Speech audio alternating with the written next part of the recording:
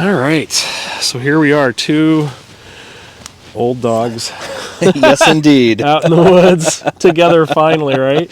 This is a long time coming, isn't it? Yeah, so like when did we first start talking online? Like, was it 2 years ago, maybe? Right around that? I think that's about right. Yeah, I think so. So you had so we both belong to Bushcraft USA, Right. which is a forum, online forum, and Jay was posting some really interesting stuff about the Minuteman movement and how to be a better prepared citizen.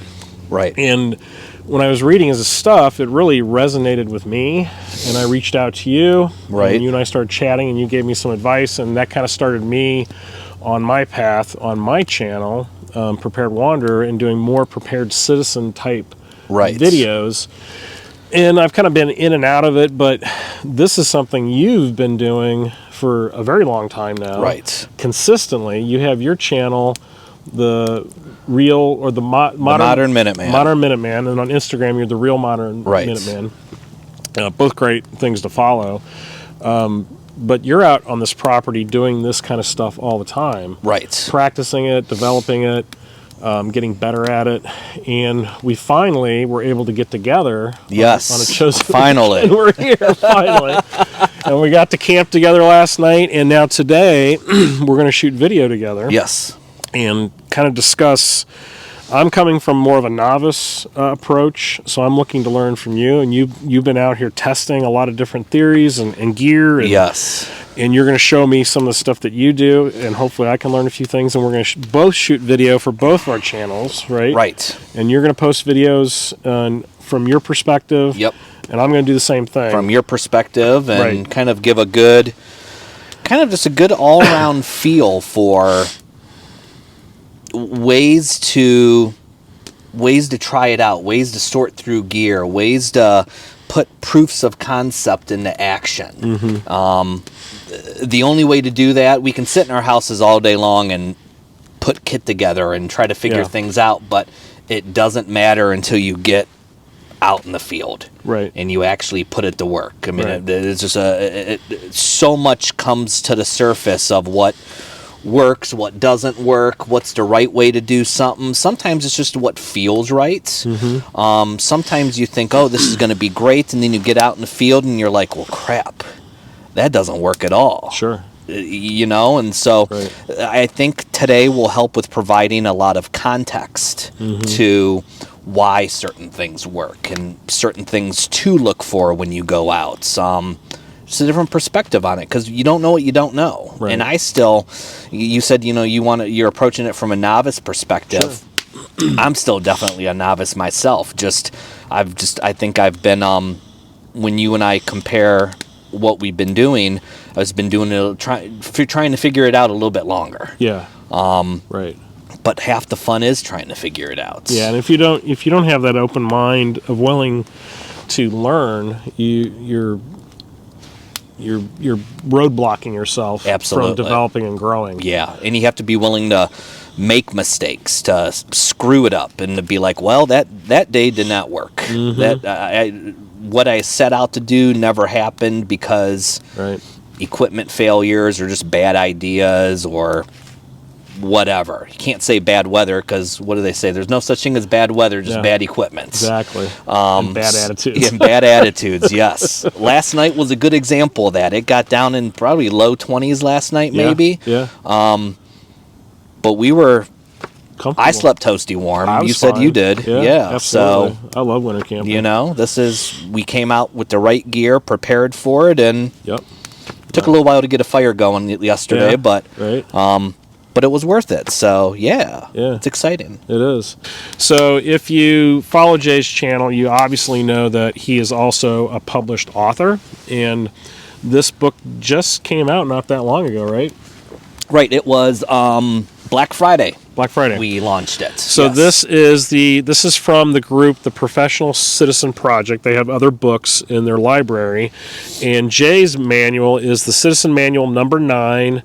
Adverse Conditions and Environments, ACE. And my take on it, he sent me an advanced copy. I read it, did a review for my channel. But basically what it is what I consider or call Fieldcraft. It is basic survival and bushcraft skills and knowledge that you need, that if you're going out in the woods, no matter what you're doing, doesn't matter if you're going camping, if you're patrolling a property for security reasons, you need to have a base knowledge of how to keep yourself healthy, warm, fed, and safe. And this manual is fantastic from that perspective. In my opinion, I loved it. Thank you. I appreciate that. It's real. It's easy to read. It doesn't talk down to you. It has basic knowledge, but it's not just republishing someone else's take on it. This is definitely from your take, and from what I know of you, you actually have experience because you were a mountain guide. Worked as guided people on trips around the country. Mountaineering, rock climbing, ice climbing, backcountry skiing, snowshoeing, the whole gamut. And learned not just lessons from myself as I was learning how to do everything, but also lessons of being able to view it, because I've been from the perspective of being the beginner, and I've been able to see it from the perspective of being, I'm not going to say expert, because I don't consider myself an expert, but from the perspective of having seasoned experience under my belt, to see where people, what the common mistakes are that people make, whether it's mistakes in equipment, mistakes in, you mentioned it a few minutes ago, having just poor attitudes about things, mistakes in their philosophy or outlook on it. I thought those were all important things that people need to know these things, Even, and from a base level, like, let's lay that foundation. The Professional Citizen Project, there's a reoccurring theme, and it's crawl, walk, run. Like, this is crawl. Okay. We're crawling here. We're starting off. We're laying the basics. Right. But once you have those basics down and you can solidify them, now it opens up all the doors to everything else. Because if you can always fall back on those basics, that basic knowledge. Foundational knowledge. Yes, absolutely. This is where you start. Too many people want to go 100 miles an hour. Sure. You can't. You emulate all of this stuff that you see online or that you read in books, and you never see the beginning. You never see how folks start out. You just don't. It doesn't sell. Well, we need to know that stuff. Yeah. And definitely you coming from the background of, being a mountain guide. That is, you got that foundational knowledge. Me coming from search and rescue, I had all that training institutionalized. And, there was organizations I belonged to. There was courses that I had to complete and get certifications on, and I had to go out and practice it. So, we're fortunate that we had that base knowledge, but there are so many people, and I'm sure it happens on your channel too. They reach out to you and they're like, where do I start? What do I do? A lot, yeah. I hear it all the time, and it's hilarious, or not hilarious. It's interesting. There's people from all walks of life. Men, women, young people. There's older women in their 50s and 60s who are like interested in what I'm doing, and I'm like, I'm blown away by that. You know? Absolutely. People have a thirst for knowledge, and for me, I think this is a great starting point, if anything. And then, of course, you want to read other things too. Absolutely, and it leads to that. And some of the things that, like, I start off in there with the basics, like the pure outdoor fundamentals. Like these are must-know things, like your 10 essentials, your important pieces of equipment, backpack, boots, sleeping bags. How does it all work? What do you look for? I'm having a brain fart here, of course. Layering system. This is a big topic right now because winter has settled in, and folks are talking left and right now about the layering system. That's awesome. Like the layering system is such a better conversation to have than what's the best chest rig. Oh, absolutely. I mean, it really, really is. Yeah. So, like, we really kind of take a deep dive into that, and then I focus. There's the wilderness survival stuff, shelter building, purifying water, all of those things. Travel, navigation, surviving in different environments. But then there's also, we talk a lot about leadership in there. Yeah. Like leadership is important, not just from you being a leader, right. but if you are looking for, if somebody is wanting to hire a backpacking guide or a climbing instructor or whatnot, what are qualities to look for in that person? Like these are, and there's all different kinds of leadership. So having been on both ends of that, that's very important to me. And I think that's important that people know the differences. We talk about safety and first aid, not from the perspective of this is how you treat this, because we can't really do that from a liability standpoint, but you can talk about prevention. Prevention is huge. It's really important. And then we dig a little bit into everyone knows, SEER is a popular topic out there, so we touch upon that a little bit, just from more the evasion standpoint than any of the others. But I think that's another important thing. It's one thing to know how to find your way if you get lost, but what if you want to get lost? What are things to pay attention to? So all of that is in there, and then we have in the back of it several pages of just checklists and things like that checklists and things to do with radio frequencies and packing lists for different ideas, just examples of things that, if anything else, folks can use it as a template for their own needs. And there's also forms that you can copy and utilize, right? One of the big ones with the forms is like a travel form. Like if you and your buddies are going to go on a backpacking trip, let's say, you need to have an emergency contact set up. You need to know that, and who you're leaving that with, they need to know where you're going, who you're with, what the nearest hospital is to your location, where's the ranger station at that they can get a hold of, when are you expected back out. And a lot of this is prevention, where if something happens, people aren't out willy-nilly looking for you. They know exactly where you started from. They know exactly where you planned on camping. They know exactly where you planned on exiting at. These are now known things, and it helps in you from the search and rescue aspect. You know how important that is to shrink that area that you need to look in. Absolutely. And it speeds up the time, especially this time of year. Like time is of the essence come this time of year.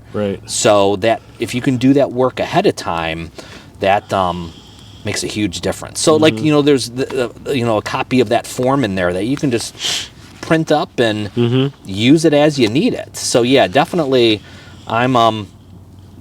I'm happy this turned out the way it is. We've gotten good feedback on it already, which is great. And I hope more people take advantage of it. I was going to say one thing about this.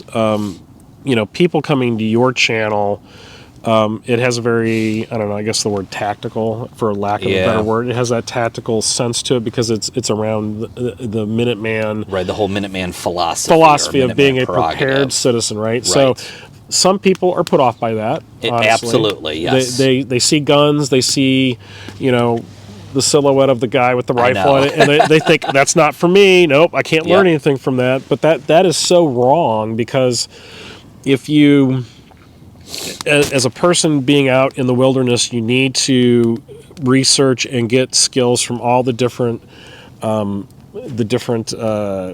specialties. So military, search and rescue, first aid, CPR, mountain guiding, backpackers, ultralight backpackers, bushcrafters, woodcraft, campcraft, whatever you want to call it. All those skills can accumulate and mix and help you become a better person out in the woods. Absolutely. And that was the goal. Like, the goal of this we did not want it to be a tactically oriented manual. We wanted this to be a broken down civilian manual for people to learn how to be in the outdoors and how to learn how to be in the outdoors safely. Plain and simple. Everybody who is interested in camping or backpacking or hiking, this is geared to that person. Absolutely. It truly, truly is. And it's another less and less to, we have more online books today, but there's something about paper books, having a physical book. And this is another book to add to that library of books For sure. that you can reference down the road. Yep. And I think that and a lot of the skills are perishable skills, stuff that you do need to refresh from time to time. Oh, yeah, for sure. I mean, oh my goodness. Yeah, I reread this stuff all the time because I find it interesting, and this book also has photographs and illustrations, examples of things, and just the breadth of knowledge in this book is really it's a great guide just for someone starting out. I highly recommend it. And there's things in there too where I didn't write it from a perspective of being an armchair enthusiast. Even the section in there's a section in there on water crossings. Right. I went out purposely to go do water crossings. Yeah. Putting, once again, concepts into practice. Right. Because it had been years and years and years since I had done Yeah. any sort of water crossings. Sure. I'm like, you know what? Yeah. Time to go get wet and dirty. Right. And go do it, you Right. know? And so it helped for me. It helped. The process of this even helped me with refreshing things that maybe I was out of practice on. Sure. Yeah, there's so many people who can't afford to go to these big survival schools. Right. They're expensive. They're expensive. They're everywhere. Everybody's doing them now. Everybody's a survival expert. But not everybody has the cash to go do that or the time. So having these manuals, reading them, and then just practicing little things at a time. Go to your state park and go carve out a little space and do something. Absolutely. And so much of it too is I know over at Bushcraft USA there's the whole backyard bushcrafters. Oh yeah. I love that because so much of it you can do in your backyard. If you have a little fire pit and a flat spot to set up tarps and whatever, have at it. Man, there's nothing wrong with camping in the backyard, making fires in the backyard. No. I mean, I know my wife will joke with me because I'll go into the backyard and work on different, fire, making fire with a Fresno lens or bow drill fires or whatever, and I'm like a kid going back there. I really am. Here I am, middle-aged guy going and playing in the backyard because it's what you need to do, right? To stay on top of things. You're lucky you have this piece of property that you get to utilize. It's a huge blessing. Yeah, absolutely. Not everybody has that. So, like for me, I live in town, small town, but I drive about 20 minutes to a wildlife area that is very remote, very wooded, and then I just time it with my hunting season so I'm not in there when people are hunting, but that's the place I go to practice my stuff and to hike around and just get that knowledge. But I guess my point is you have to make the best of your situation. Absolutely. Don't use your situation as an excuse not to do something. Exactly. You will always find a way to do it. Yep. Always find a way to do it. There are plenty of green spaces still left that you can find a place to do something. You can go practice navigation in your neighborhood. Sure. I mean, why can't you? Yeah. You know what I mean? Like, tell me why you can't. No, that's when we were first in search and rescue, that we would take people to public parks, because they had big open green areas. Yeah. And we'd set flags out, and then they would learn to navigate to those points because they could see it. Absolutely. And then you would take them into the woods where you can't see things as well, and then you could start applying that knowledge. But yeah, you can do it anywhere. Absolutely. That's I'm a big, you have to look at it from that perspective of there is a way. Just it's up to you to find out that way. Yeah. Or if you can't figure it out, ask people. Right. I mean, you can get very creative in figuring out how to. I mean, if you don't have trees in your yard to hang a hammock out of or learn how to do it in your basement. Sure. There is a way to do it. Right. You can figure it out. And you touched upon, having access to this piece of property. I'm definitely blessed with having a good family friend that allows me to do this. That is, I cannot say, and I can't thank him enough. Number one, I do my best to be a good steward of the land. Yes, yeah, for sure. That's huge. But for him to allow me to do this and to come out here is it's helped me a lot in my growth in it. It really has. Yeah, because